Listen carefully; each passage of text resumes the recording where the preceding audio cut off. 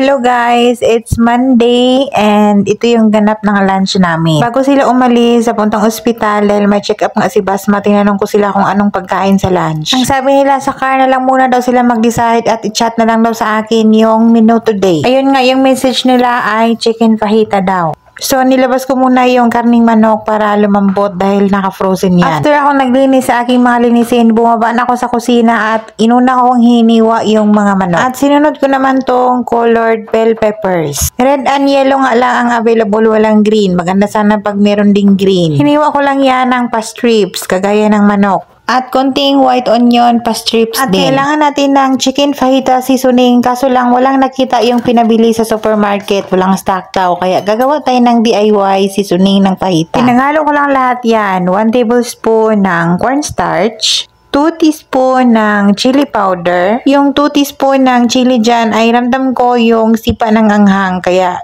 i-less nyo na lang kung ayaw nyo. Then, 1 teaspoon ng paprika. Half teaspoon ng black pepper and 1 teaspoon ng salt. At naglagay ako ng 1 teaspoon ng sugar para balansi ang lasa. Minsan talaga mahirap talaga hanapin tong fajita seasoning kaya mapa-DIY tayo. Sa mga nagtatanong kung saan ko kinuha to, syempre sa Google University. At nag-add ako ng 1 teaspoon ng onion powder, 1 teaspoon ng garlic powder. Nilagay ko sa strainer yan dahil nagbuo-buo. At nag-add ako ng 1/2 teaspoon ng cumin powder. 1/2 teaspoon lang dahil ayokong mga may kilikili yung niluluto natin dahil alam niyo na kung anong lasa ng cumin at anong yung amoy. Mekos-mekos lang yan mga insan, and then meron na tayong DIY na fajita seasoning.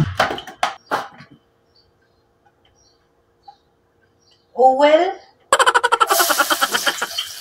Nalungkot si garlic dahil wala yung jowa niyang si onion. Kaya naman para meron siya makakasama agad, nilagay ko na yung manok. Mayroong nag-comment dati na hayaan muna at hindi muna yan halu-haluin para hindi magtubig yung manok. Kaya pinag-banding ko muna yung garlic at yung chicken. Make sure ko lang na hindi masunog yung garlic sa ilalim. Then hinayaan ko muna yan ng mga ilang minuto. Dalawang alaga lang pala namin nandito sa bahay at kami ni Belle. Habang nagluluto nga ako niyan ay yung dalawang alaga ay nasa labas pati si Belle dahil naglalaro yung dalawa. At sumusubok lang ako nagtataob ng ganito, parang tanga.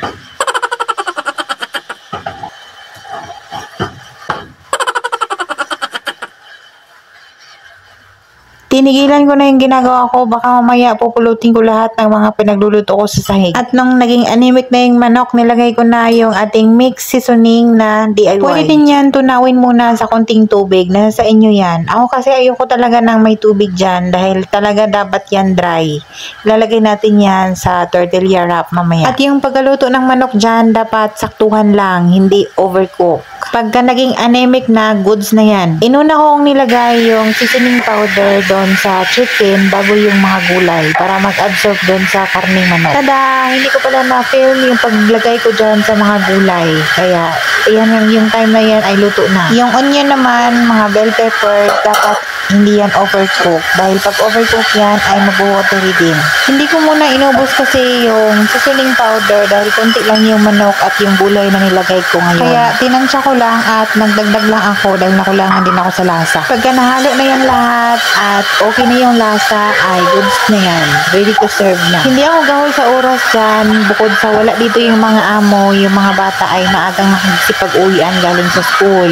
Tapos yung alaga naming dalaga ay hindi umuwi dito, doon sa kaklase niya. At nung naluto na nga yan, ay pwede na kaming kumain dahil mamaya pa naman yung mga magulang.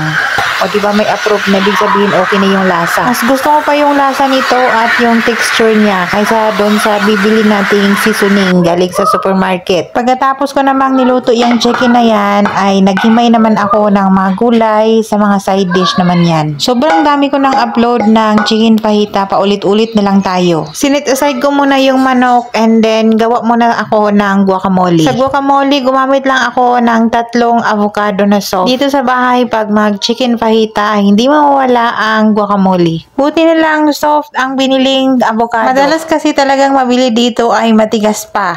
Tinanggal ko lang lahat ng mga laman. Siyempre, alangan naman isali yung balat. Then, imamash lang yan gamit ang tinidor. Pwede din gamitan ng food processor, pero mas gusto ko yung gamitan lang ng tinidor para merong kunting chunk-chunk. At pag na-mash na lahat ng avocado, At naglagay na ako ng maliliit na hiwa na tomato and then white onion konti and red onion. Bakit nga ba red yan? Purple naman yan. Pwede din kayong maglagay dyan ng chopped parsley. At hindi mawala ang lemon and then sa pangpalasa nag-add lang ako ng salt. At yung mga alaga namin dito, gusto nila yung guacamole ay maasim kaya dinamihan ko yun ng lemon. Mix lang yan. Pag okay na yung lasa, sinet aside ko muna yan dahil ang dami pa nating gagawing mga side dish. Ito naman, ang cheese na gamit ko ay cheddar cheese. At meron namang magtatanong dyan kung anong brand na gamit ko na cheese. Almaray po yan. Kahit anong cheddar cheese. Ang unang maubos dyan, syempre yung cheese at yung guacamole. At ganito ko isa-serve yung mga side dish ng fajita dito sa bahay. Dinalo ko yung plato ng cheese dahil mauna yung maubos. Naglagay ako ng small cut tomato, small cut ng white onion, and then lettuce, at yung sour cream. Yan yung sour cream. At nauna na kaming kumain dyan dahil wala pa yung mga magulang. So, kumain kami kasama yung mga bata. Sa gilid ng table, may initan ng bread, ng Arabic bread. Kaya ininit ko konti yung tortilla wrap. Ano gusto mo? Habilat ka? Ikaw, gusto ko. Ay, talaga kaya habilatin ko. Punta tayong dalawa eh. Una, lalagay natin ng sour cream. Gonna add lettuce. Then we're gonna add the chicken. Oh, of course, you need to speak English and there is someone told you to speak English. Artie.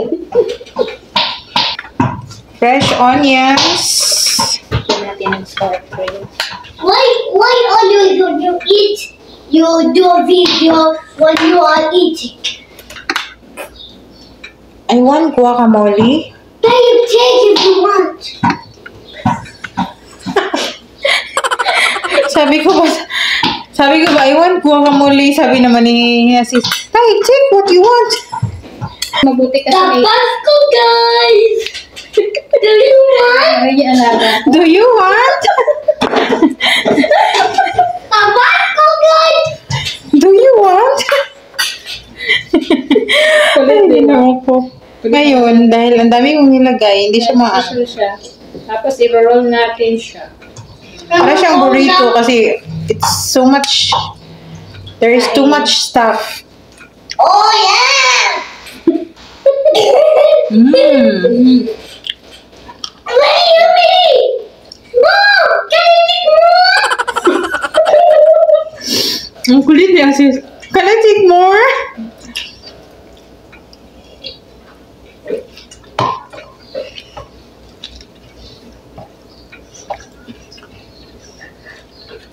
Akala niyo nakakita siya. Maharap siya sa likod mo. Mayaga ko, ang umulit sa likod ni Reza. Akala niya may nakakita siya din natin. Nakapan siya para siya makita. Pasta, pasta! Nilid ko. Umiinom ng tubig. Nakikumangan marites.